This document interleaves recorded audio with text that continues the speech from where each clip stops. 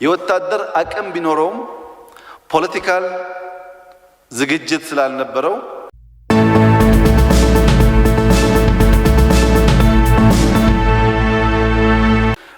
በደርግ ጊዜ የደርግ መንግስት ወደ ስልጣን ሲመጣ የመጀመሪያ አቅሙ የነበረው ወታደራዊ ኃይል ነው። ወታደር ተደራጅቶ ከዚያ ቀደም የነበሩትን ተቋማት መንግስት አፍርሶ ነው መንግስት የሆነው። ታውቃላችሁ፣ አንብባችኋል፣ ሰምታችኋል ይህን ታሪክ። የደርግ መንግስት ዋነኛው ኃይል ወታደር ነበር። ወታደር ይዞ መጣ፣ የሚፈልገውን አሰረ፣ የሚፈልገውን ገደለ፣ የሚፈልገውን አፈረሰና መንግስት ሆነ። መንግስት ሲሆን የወታደር አቅም ቢኖረውም ፖለቲካል ዝግጅት ስላልነበረው በምን ፖለቲካል እሳቤ እንደሚመራ በሶሻሊዝም የሚለው ሐሳብም ይሁን በኋላ ቅይጥ ኢኮኖሚ የሚለው ሐሳብ ረዘም ያለ ጊዜ ወስዶበታል። ባጠረ ጊዜ ውስጥ በዚህ እሳቤ ይመራሉ ማለት አልቻለም። ሁለተኛ ከፓርቲ አንፃር ኢሰፓኮ ወይም ኢሰፓ ይበልጣል። ከኢሰፓ በላይ ተጨማሪ ፓርቲ አያስፈልግም ብሎ ከኢሰፓ ውጭ ያሉ ፓርቲዎች በማስወገድ አንድ ፓርቲ በመያዝ ፖለቲካውን ለመምራት ጥረት አድርጓል። ወታደራዊ ኃይል አለው ብያቸዋለሁ። ፖለቲካ በሚመለከት የኔ ፓርቲ ብቻ ብሏል። ያም ፓርቲ ቢሆን እሳቤውን ነድፎ ለህዝብ ለመንገር ጊዜ አስፈልጎት ነበር። ከሚዲያ አንፃርም ኢትዮጵያ ሬዲዮ ይበቃል፣ በኋላም ኢትዮጵያ ቴሌቪዥን ይበቃል ነው ያለው። በደርግ ጊዜ ቪኦኤ የሚሰማው ተደብቀህ ጓዳ ድምጽ ቀንሰ ነው። መስማት ነው ያልኩት፣ መናገር አይደለም። ቪኦኤ መስማት አይፈቀድም ነበር። የሚፈቀደው የኢትዮጵያ ሬዲዮና ቴሌቪዥን ነው። ያኔ ፋና የለም፣ ዋልታ የለም። ሚዲያ፣ ፓርቲ፣ የፖለቲካ ሐሳቤ ውስን ከመሆኑ ባሻገር ፍርድ ለመስጠት ደርግ አይቸገርም።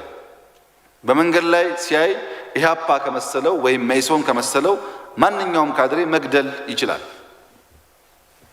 ያ ጠቀመን ወይ? በወታደር ኃይልና ጉልበት ለውጥ ለማምጣት መሞከር ጠቀመን ወይ ያላችሁ እንደሆነ ብዙ ዋጋ አስከፈለን።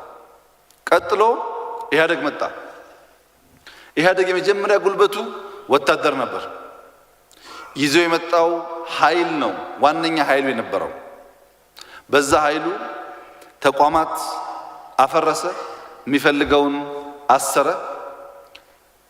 ማሰር ብቻ ሳይሆን ኢህአደግ ደግሞ አሻሻለ። ኢሰፓ ብቻ ይበቃል አላለም። ፓርቲዎች ይምጡ አለ። ግን አለ ኢሰፓና ኢህአፓ አይችሉም አለ። ዋና ዋናዎቹን አስወገደና ሌሎች ፓርቲዎች ግን ነው አለ። ኢሰፓ አይችልም፣ ኢህአፓ አይችልም። ሚዲያ በሚመለከትም የተወሰነ ጊዜ ሙከራዎች ነበሩ። በኋላ ላይ እንደምታውቁት ከራሱ ውስን ሚዲያዎች ውጪ መከልከል ጀመረ። ከፖለቲካ ሐሳቤም አንፃር ብታዩ ኢህአደግ በ94 ክፍፍል እስከመጣበት ጊዜ አብዮታዊ ዲሞክራሲ ራሱ ግልጥ ብሎ በፓርቲ ውስጥም አይታወቅም እንኳን ለህዝብ። ከክፍፍል በኋላ የመጣ ሐሳብ ነው። ግማሹ ኮሙኒዝም ይላል፣ ግማሹ ካፒታሊዝም ይላል። ግልጽ አልነበረም 10 ዓመት። በኢህአደግም በደርግም የሽግግር ጊዜ ለነዚያ መንግስታት የተሰጠው ቢያንስ የኢህአደግ 4 ዓመት ነበር፣ የደርግ ከዛ ትንሽ ላቅ ይላል። የሽግግር ጊዜ መንግስት ለመሆን ለምሳሌ ኢህአደግ 83 ገብቶ 86 መከላከያ አልነበረም። የኦህዴድ የኢህደን ምናምን ሰራዊት የነበረው እንጂ መከላከያ አልነበረም። ከሽግግር መንግስት ማብቃት በኋላ ነው አንድ ሀገራዊ ወታደራዊ መከላከያ የተገነባው። የሽግግር ጊዜ ረጅም ነው። ፖለቲካ ሐሳቤ የለም፣ ሚዲያ የለም፣ ፓርቲ ሙስንና ክልክል ነበር። እነዚህ ጉዳዮች አያዋጡም። ለደርግ ካልጠቀሙ፣ ለኢህአደግ ካልጠቀሙ ለኛ ሊጠቅሙ አይችሉም ብለን አሰስ ካደረግን በኋላ ከዲሞክራሲ እንጀምራል። እኛ ስንመጣ እንደምታውቁት እንኳን እንደ ደርግ እንኳን እንደ ኢህአደግ ያለ ኃይል ቀርቶ አጃቢም አልነበረንም። በመከላከያ ኃይል ልንኩራራ የሚያስችል ምንም ብቃትም አልነበረም፣ እድሉም አልነበረም። በሌለ ኃይል መምጣት ብቻ ሳይሆን ማሰብ ጠቃሚ ስለማይሆን እሱን ሁለተኛ አድርገን ቅድሚያ ሰጥተን የሰራነው ዴሞክራሲ ነበር። ምን አድርገን? አንደኛ የዴሞክራሲ ተቋማት መጠናከር አለባቸው። ምርጫ ቦርድ ካድሬ ከሚመራው ከኛ ፓርቲ ወጣ ያለ ሰው ቢመራው ይሻላል።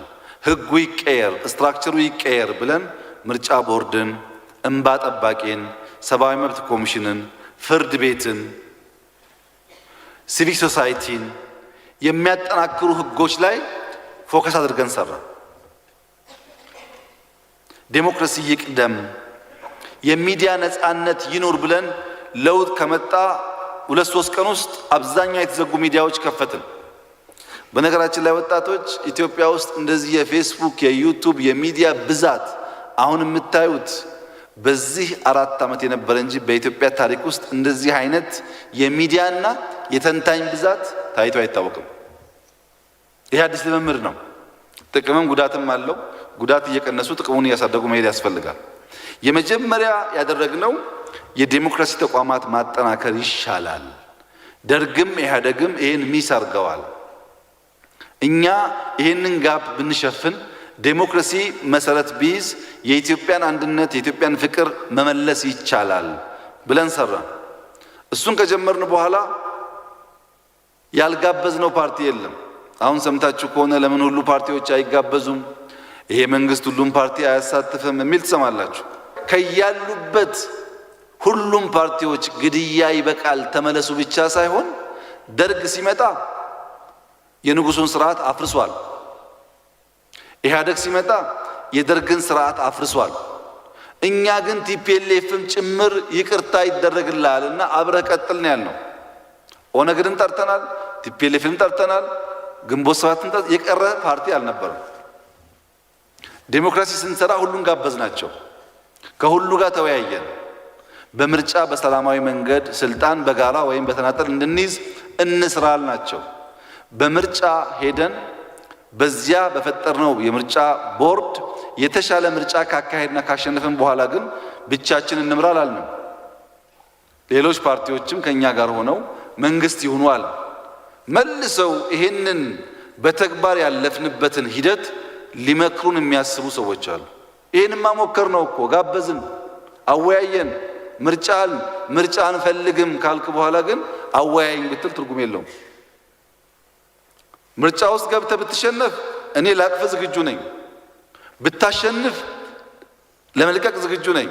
አይ ምርጫ የሚባል አያስፈልገኝም እንደዚሁ በቃ እኔ ታዋቂ ነኝና ስጠኝ ካልክ ግን አስቸጋሪ ነው።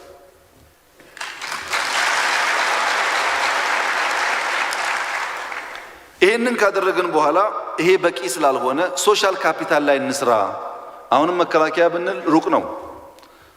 ሶሻል ካፒታል እናጠናክር ብለን አንደኛ ኦርቶዶክስ ጥያቄዎች አሏት። 2 ሲኖዶስ ነው ያለው። የቆየ የተወረሰ 30-40 ዓመት የህንፃ ጥያቄ አላት። ብዙ የመሬት ጥያቄዎች አሉ። እነዚህም መልሰን አንድ ብናደርግ ኦርቶዶክስ ለኢትዮጵያ አንድ ምሰሶ ስለሆነች እሷ በተጠናከር መከላከያም ባይኖር አንፈርስም አለ።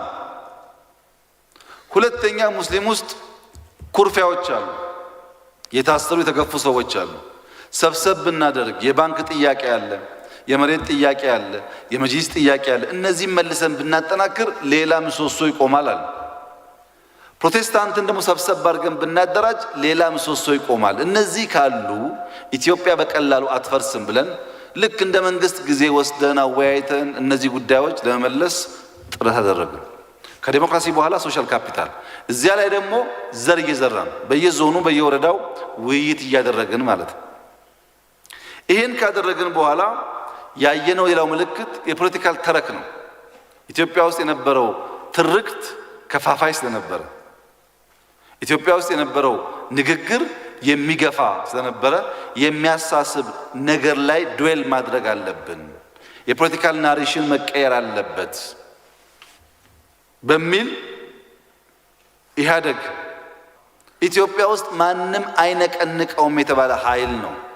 30 ዓመት በላይ ከዚያም በፊት በትግል በኋላም በስልጣን የቆየ ገንዘብም ባንክም ታንክም ያለው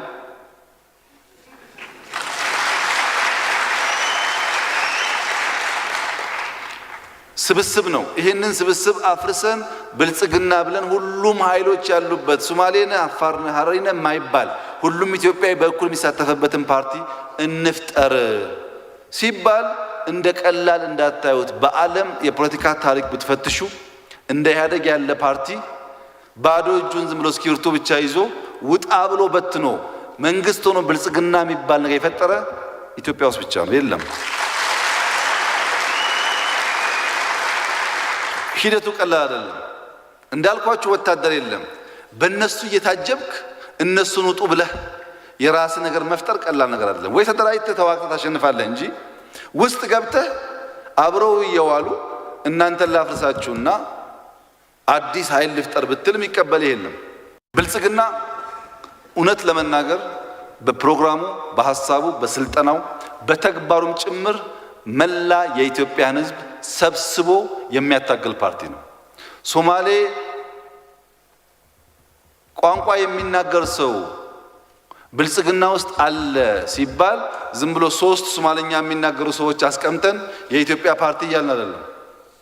የኦሰዴፓ ፓርቲ የነበረው አባል በሙሉ ነው የብልጽግና አባል የሆነው በሙሉ በመቶ ሺዎች የሚቆጠር ብልጽግናን የሚመራው አሁን ከሶማሌ ክልል የመጣ ሰው ነው። በ4 ዓመት ውስጥ ከአጋርነት በወታደር ወኪል ከመመራት ወጥቶ ብልጽግናን መምራት እንደ ቀላል እንዳታዩት።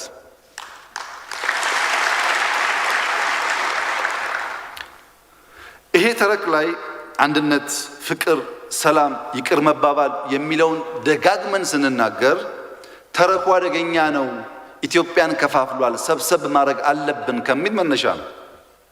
በጣም የሚገርመኝ ነገር ግን በኢህአደግ ዘመን ከፋፋይ ነው ኢህአደግ፣ ሐሳቡ፣ ድርጊቱ መቀየር አለበት የሚሉ ፓርቲና ግለሰቦች በሙሉ ብልጽግና፣ አንድነት፣ ፍቅር፣ ኢትዮጵያ ሲል ሁሉም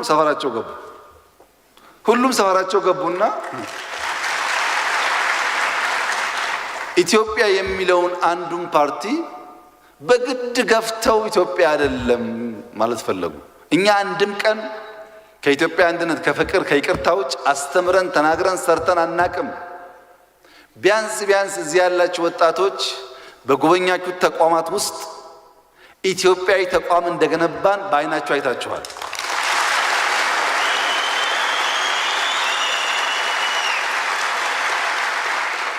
እነዚህ ኃይሎች ለካ ኢህአዴግ እያለ ከፋፋይ ነው ትክክል አይደለም ያሉት ስልጣን ፍለጋ ነው እንጂ ውስጣቸው አልነበረም ያሐሳብ።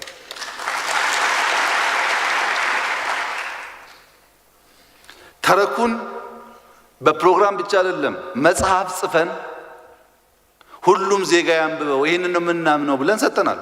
ታውቃላችሁ ሁላችሁ።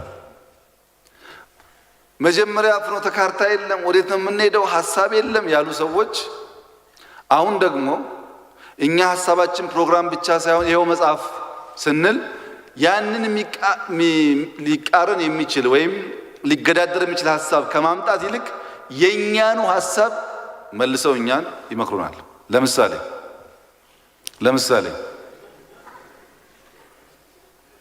ለምሳሌ ሁሉም ፓርቲ ይጋበዝና በውይይትና በንግግር የኢትዮጵያ ነገር ይፈታ ብሎ ይመክሩናል። እኛ ሁሉም ፓርቲ ጋብዘን ገብተው አንዳንዶች ስልጣን ይዘው አንዳንዶች እንዲህ ብሎ ጫካ ገብተው በአይናቸው እያዩ እንደ አዲስ ጋብዙ ይናል። ሞክረነዋል። ታስታውሱ ከሆነ ፕሮፌሰር ብርሃኑ ነጋ ውጭ ሀገር እያሉ የግንቦት 7 ኃላፊ እያሉ ፓርላማ ላይ ፕሮፌሰር ብርሃኑ እኔና እርስዎን ከእንግዲህ የሚያጋድለን ጉዳይ የለም ይምጡና እንነጋገርና በጋራ እንስራ ብዬ ነበር ፓርላማ ላይ። ፕሮፌሰር ብርሃኑ ዛሬ የትምህርት ሚኒስቴር ናቸው።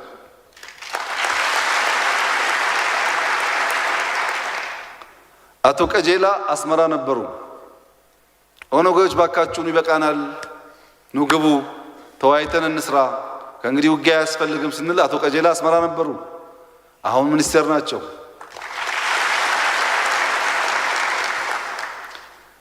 ሁላችን በስደት ላይ ያለን ፓርቲዎች እየጠራህ ሚኒስትር ካላደረክ በስተቀረ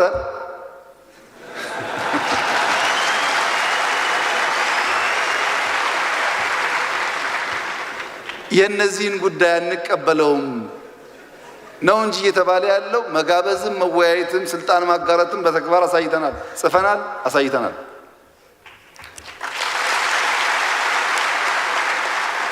ሌላው ምክር ደግሞ አንዳንዶች በጥልቀት የኛንም እሳቤ ሳይገነዘቡ በኢኮኖሚም ሊመክሩንም ያስባሉ። እኛ መንግስት መር ኢኮኖሚ ጉዳት አለው፣ አልጠቀመም። የግል የሚባለውም የራሱ ችግር አለበት። አጠቃላይ የኛ ኢኮኖሚክ ችግር ሲስተሚክ ፕሮብለም ነው።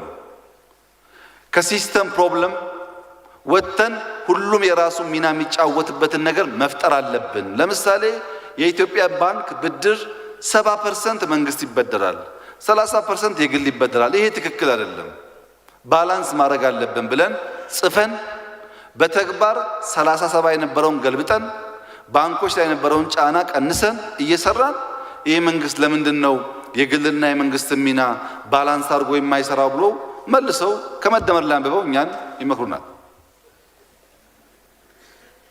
ሶስተኛ ምሳሌ ከፈለጋችሁ የኢትዮጵያ ችግር ውስብስብ ነው፣ አቅለን አንመልከተው። ሲንጉላር በሆነ መንገድ ውስብስብ ችግር ለመፍታት መሞከር የለብንም። የኛ የኢትዮጵያ ፖለቲካ ዋናው ችግር አቅላይነት ነው ብለን ቁልጭ አድርገን ጽፈን አሁን መልሰው አቅላችሁ አትመልከቱት፣ አቅላይነት ነው ውስብስብ ነው ይሉናል። ተጽፏል። ካለ አዲስ ሐሳብ አምጣ፣ ከሌለ ግን መጀመሪያ ይሄ ሐሳብ የብልጽግና ሐሳብ ነው ጽፋችሁታል፣ መተግበር ላይ ችግር አለባችሁ፣ አተጋባበሩን እናግዛችሁ ቢባል ነው የሚያምረው እንጂ እንደ ምክር መልሶ ለኛ መስጠት ጠቃሚ አይደለም። እና ተረኩን ከቀየርን በንግግር ፈጣሪ ይመስገን ብለን በይፋ በሚዲያ መናገር ከጀመርን በኋላ ማለት ነው። እኛ ፈጣሪ ይመስገን ስንል አንዳንዱ 666 ናቸው ይላል፣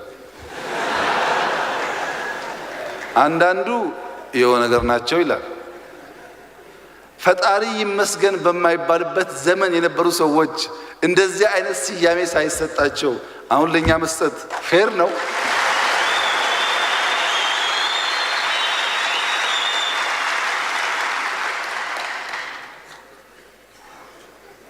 እና የኢትዮጵያ ፖለቲካ እንደዚህ ነው፣ ስትጨብጡት እንቦጭ ነው።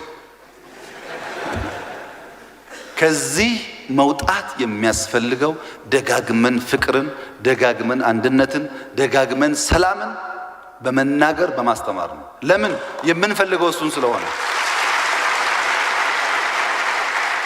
በእርግጠኝነት የምነግራችሁ የመደመር የፍቅር የሰላም የአንድነት ጉዳይ እናንተ እንኳን ልጆች የሏችሁም፣ በህፃናት ጭንቅላት ውስጥ ተቀርጿል።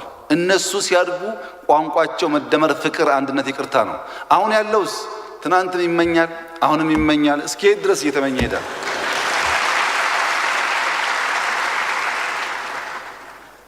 እነዚህን ካደረግን በኋላ ምልክቶች አየን። ለካ ዲሞክራሲ ብትል፣ ለካ ሃይማኖት ተቋማት ብትገነባ፣ ለካ ፓርቲውን አንድ ብታደርግ ነገር መልክ አይዝም። ይሄን ለማስተካከል የህግ የበላይነት ለካ ለሀገር ኢምፖርታንት ነገር። ግማሹ ይገዛል፣ ብዙ ባንዳ ነው ያለው። ግማሹ ትናንት ኢትዮጵያ ኢትዮጵያ እያለ ቆይቶ ኢትዮጵያ ስትል ትቶት ጅማ ጅማ ይላል። ይሄ ስለሆነ የህግ የበላይነት ያስፈልጋል። ለዚህ ደግሞ ሎ ኢንፎርስመንት ኤጀንሲስ እንዳላችሁት መከላከያ፣ የደህንነት ተቋማት መጠናከር አለባቸው። እነዚህ ካልተጠናከሩ ኢትዮጵያን ለማፍረስ የሚፈልጉ ኃይሎች በቀላሉ ሊያፈርሱን ይችላሉ በሚል በዚህ ሁሉ ወጀብ ውስጥ ተቋማት ለመፍጠር ተሞክሯል። እዚህ ጋር መላው የኢትዮጵያ ህዝብ አላየም ተቋማቱን። እኛ ተገንብተዋል እየተገነባን እንላለን፣ ሰው አላየም። እናንተ የኢትዮጵያ ምልክት ናችሁ፣ ከሁሉም ክልል መጥታችኋል። ሎ ኢንፎርስመንት ኤጀንሲስ ኢትዮጵያን መስሎ በኢትዮጵያ ልክ ኢትዮጵያን ለመጠበቅ የሚያስችል ቁመና ቢያንስ መሰረት ተጥሎ አልተጣለም።